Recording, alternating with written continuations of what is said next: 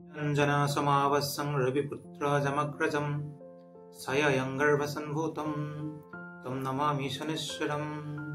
ओम शनिश्चराय नमः। ओम ऐं ह्रीं श्रीं श्री शनिश्चराय नमः। नमस्कार प्रिय बন্ধুসকল, মোৰ ইউটিউব চেনেল এষ্ট্ৰ'চৰবলৈ সকলোকে স্বাগতম জনাইছোঁ। আজি এটা বিশেষ ভিডিঅ' লৈ আহিছোঁ। এইটো জৰিয়তে আপোনালোকৰ কিছু যদি অশুভ থাকে আপোনালোকে গম পাব আৰু শুভ থাকিলেও গম পাব। গতিকে মই আগতে যেহেতু শুক্ৰ বৃহস্পতি ৰবিৰ কাৰণে যিটো অশুভ আছিলে তেওঁলোকৰ সেই গ্ৰহকেইটাৰ মই কৈ দিছোঁ। এইটো এই কাৰণে ভিডিঅ' বনোৱা হৈছে যে শনি গ্ৰহ বক্ৰী 4 মাহ 7 দিনৰ কাৰণে বক্ৰী হৈছে, জাষ্ট আৰম্ভ হৈছে বক্ৰী 4 মাহ 7 দিনৰ কাৰণে কিছু উথল পুথল হ'ব ইউনিভাৰ্চত। বক্ৰী মানে হ'ল উল্টাকৈ ঘূৰা নহয়, বহুতে ভাবে উল্টাকৈ যায় বা আমিও ভাবিছিলোঁ আগতে। আচলতে গ্ৰহবিলাক বক্ৰী মানে হ'ল শ্ল' হয়। যিহেতু আশাৰ অৱস্থা আপোনালোকে যেতিয়া যোনে বনায় তেওঁলোকে তাত লিখি নিদিয়ে যে গ্ৰহটো বক্ৰী হৈছিলে। বক্ৰী হ'লে লিখি দিলে অলপ সুবিধা হয়। পিছত যেতিয়া আমি আশাৰ অৱস্থি বা কৰণী পোৱা যায় তাত গম নাপাওঁ যে গ্ৰহটো বক্ৰী হৈছিল নেকি। বক্ৰী হ'লে কিবা এটা চিন দি থ'ব লাগে, তেতিয়া সকলোৱে চাওঁতে সুবিধা হয়। গতিকে শনি বক্ৰী হ'লে কি কি অসুবিধা হয় এতিয়া চাওক।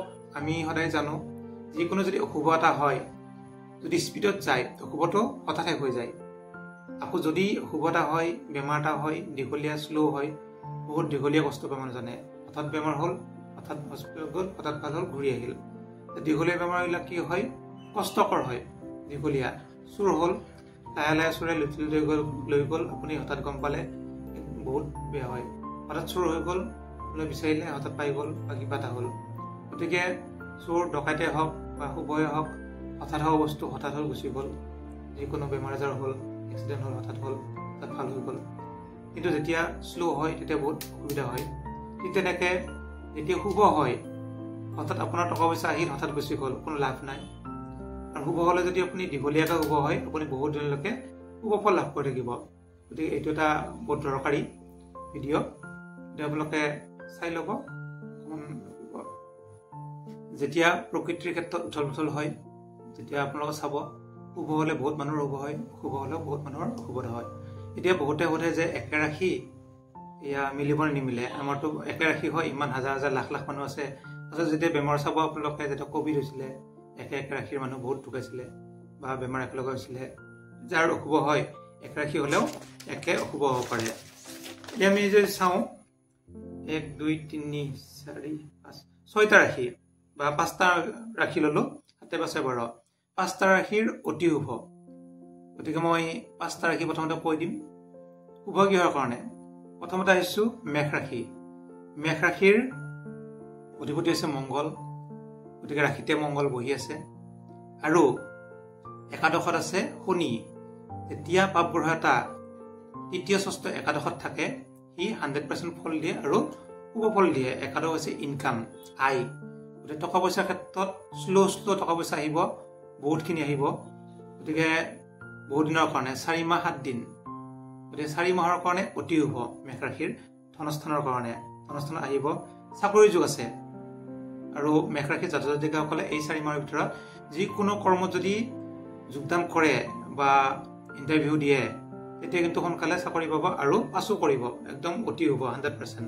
গতিকে মেষ ৰাশিৰ জাতক জাতিকাসকলৰ অতি শুভ। এতিয়া আহিছোঁ বৃষ ৰাশি।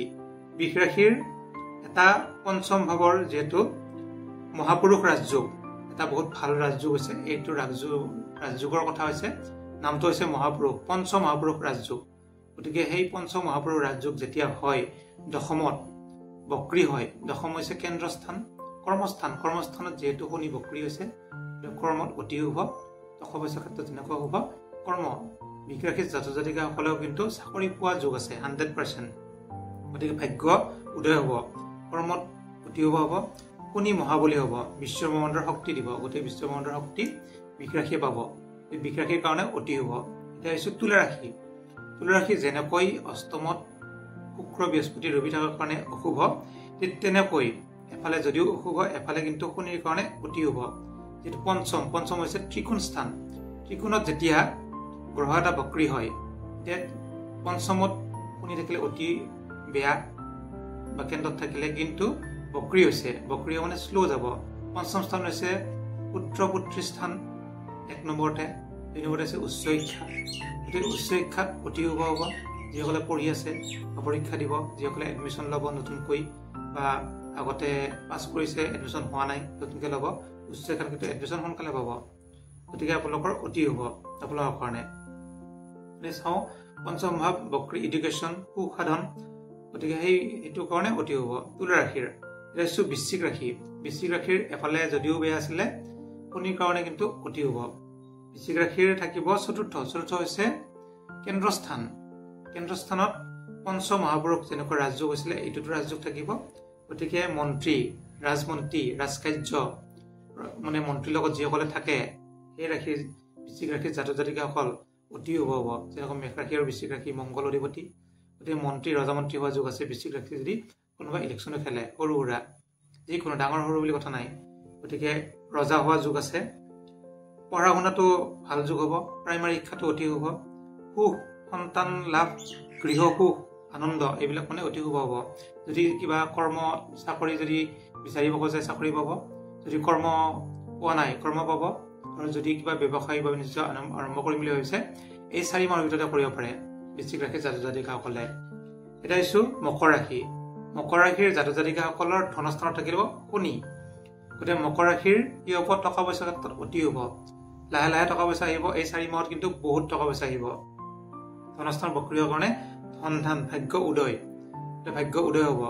দেখাত যদিও বেয়া শনি তথাপিও কিন্তু অতি শুভ আপোনালোকৰ কাৰণে। টকা পইচাৰ কাৰণে চিন্তা নাই, বহুত টকা পইচা আহিব। চাকৰিৰ কাৰণে চিন্তা নাই, যদি আপোনালোকে চৰকাৰী চাকৰি আছে প্ৰমোচন পাব। গতিকে এইকেইটা ৰাশিৰ অতি শুভ। এই 5টা ৰাশি আপোনালোকে মনত ৰাখিব। আকৌ কৈছোঁ মই মেষ ৰাশি, বৃষ ৰাশি, তুলা ৰাশি, বৃশ্চিক ৰাশি, মকৰ ৰাশি। গতিকে বাকীকেইটা বহুত শুভ নহয়, বাকীকেইটা কিছু সৰু সৰু প্ৰতিকাৰ কৰিব। মিথুন ৰাশিৰ নৱমত থাকিব ভাগ্যৰ ঘৰত। যদিও ত্ৰিকোণ স্থান তথাপি কিন্তু ভাগ্যৰ ঘৰত থাকোঁতে শনি কিন্তু বহুত ভাল নহয়। যিহেতু এইটো কাৰণে ভাল নহয়, দ্বাদশত শুক্ৰ ৰবি শনি শত্ৰু ৰবি, দ্বাদশত ৰবি বৃহস্পতি আৰু শুক্ৰ থাকিব। আৰু আছে আহিছোঁ এতিয়া কৰ্কট ৰাশি। কৰ্কট ৰাশিৰ অষ্টমত থাকিব মৃত্যুস্থানত শনি। গতিকে মৃত্যুস্থানত থাকিলেও বহুত শুভ নহয়। কৰ্কট ৰাশিও কিন্তু শনিৰ প্ৰতিকাৰ কৰিব। তাৰপিছত সিংহ ৰাশি। সিংহ ৰাশিৰ সপ্তমটো হৈছে বিবাহ স্থান, পতি-পত্নী স্থান। পতি-পত্নী স্থানত যেতিয়া শনি থাকে তেতিয়া কি হয়, কামত বাধা হয়, সকলোতে বাধা হয়, পতি-পত্নীৰ পৰা কিছু হানি হয়। গতিকে সিংহ ৰাশিৰ বহুত শুভ নহয়। আপোনালোকে পাৰিলে শনিৰ প্ৰতিকাৰ কৰিব, নহ'লে কিন্তু পতি-পত্নীৰ পৰা হাই কাজিয়া অলপ মনোমালিন্য যোগ থাকিব। এতিয়া কন্যা ৰাশি। কন্যা ৰাশিৰ ষষ্ঠত থাকিব শনি। গতিকে স্বাস্থ্যত শনি থাকিলেও এনেই কিন্তু বহুত শুভ। তৃতীয় ষষ্ঠ একাদশত কিন্তু বক্ৰী হোৱাৰ কাৰণে ষষ্ঠ বহুত শুভ নহয়। কন্যা ৰাশিয়েও শনিৰ কাৰণে প্ৰতিকাৰ কৰিব। এতিয়া ধনুৰাশি। ধনুৰাশি যেনেকৈ শুক্ৰ বৃহস্পতি কিছু শুভ আছিলে বা শুভ যোগ আছিলে, ইয়াতো ধনুৰাশি কিছু শুভ যদিও কিন্তু বহুত শুভও নহয়। ধনুৰাশি তৃতীয়, যেনেকৈ তৃতীয় ষষ্ঠ একাদশত মই শুভ বুলি কৈছিলোঁ, বক্ৰী হ'ল উল্টা হয়। গতিকে তৃতীয় থকাৰ কাৰণে কিন্তু বহুত শুভ নহয়। এতিয়া কুম্ভ ৰাশি। কুম্ভ ৰাশি নিজৰ ৰাশিতে আছে। নিজৰ ৰাশিত থাকিলেও কিন্তু শনিয়ে বহুত ভাল ফল নিদিয়ে, মানসিক কিছু কষ্ট অশান্তি এইবিলাক দি থাকে। এতিয়া মীন ৰাশি। মীন ৰাশিৰ দ্বাদশত থাকিব শনি। গতিকে দ্বাদশত থাকিলে খৰচৰ ঘৰত বহুত শুভ নহয়। মীন ৰাশি এইকেইটা কিন্তু কিছু প্ৰতিকাৰ কৰিব। শনিৰ প্ৰতিকাৰ গোটেই সহজ, আপোনালোকক আগতেও মই ভিডিঅ'বিলাক কৈ থাকোঁ। শনিৰ কাৰণে তুলসীৰ তলত চাকি দিব পাৰে শনিবাৰে শনি মন্দিৰত যাব পাৰে, শনিৰ নাম ল'ব পাৰে। মই যিটো ভিডিঅ'ৰ প্ৰথমতে শনিৰ প্ৰণাম মন্ত্ৰটো গাইছিলোঁ সেইটো গাব পাৰে। ওম ঐং ৰিং শ্ৰীং শ্ৰী শনিশ্চৰায় এই মন্ত্ৰটো গাব পাৰে। ওম সোম শনিশ্চৰায় নমঃ এইটো গাব পাৰে। এনেকুৱা বহুত ধুনীয়া মন্ত্ৰ আছে, চুটি মন্ত্ৰ আপোনাক মাতিব পাৰে। তেতিয়া কিন্তু শনিটো কাটা যাব। আৰু শনিক তিলৰ তেল বা মিঠাতেল দান দিব পাৰে, তেতিয়াও শুভ ফল লাভ কৰিব। আকৌ কৈছোঁ, অশুভ গ্ৰহৰ ফলত কিছু অশুভ হয়, শুভ গ্ৰহৰ ফলত কিছু শুভ হয়, আৰু সদায় একে নাথাকে ভাল বেয়াবোৰ। আপোনালোকৰ যিহেতু ভাল বেয়া চলি থাকিব। আৰু দশা যিসকলৰ শনিৰ দশা চলি আছে, যদি মেষ ৰাশি, বৃষ ৰাশি, তুলা ৰাশি, বৃশ্চিক ৰাশি, মকৰ ৰাশি, তেওঁলোকৰ কিন্তু অতি শুভ। আৰু মই এটা টাইম কৈ আছোঁ আপোনালোকক, আপুনি চাব প্ৰমাণ কৰি 16 আগষ্টৰ পৰা 16 ছেপ্টেম্বৰ মই 1 মাহ সময় দিছোঁ। এই সময়ৰ ভিতৰত আপোনালোকে কিন্তু কৰ্মৰ প্ৰাপ্তি হওক, যিকোনো এইকেইটা ৰাশিয়ে যিকোনো কাম কৰিব পাৰে। যিকোনো কামত কিন্তু উন্নতি আৰু সাকসেস হবয়ে 16 আগষ্টৰ পৰা 16 ছেপ্টেম্বৰ আপোনালোকে লিখি ৰাখিব আৰু মিথুন কৰ্কট সিংহ কন্যা ধনু কুম্ভ মীন এইকেইটা ৰাখি আপোনালোকে প্ৰতিকাৰ কৰিব কিছু অসুবিধা থাকিব আৰু যদি আখৰা পুষ্টি পুৰণি চাব লাগে আপোনালোকে জনাব পাৰে চাই দিব পৰা যাব প্ৰতিকাৰ দিব পৰা যাব আখৰা বা গ্ৰহৰত্ন লাগিলে ল'ব পাৰে আৰু গ্ৰহৰত্ন যদি টেষ্ট কৰিব ইচ্ছা কৰে মোক যোগাযোগ কৰিলে মই টেষ্ট কৰি দিব পাৰিম ঘৰতে আৰু যদি কিবা সুধিবলৈ থাকে আপোনালোকে ফোন কৰিব পাৰে বা মেছেজ কৰিব পাৰে গতিকে এইখিনিয়ে কৈছোঁ ধন্যবাদ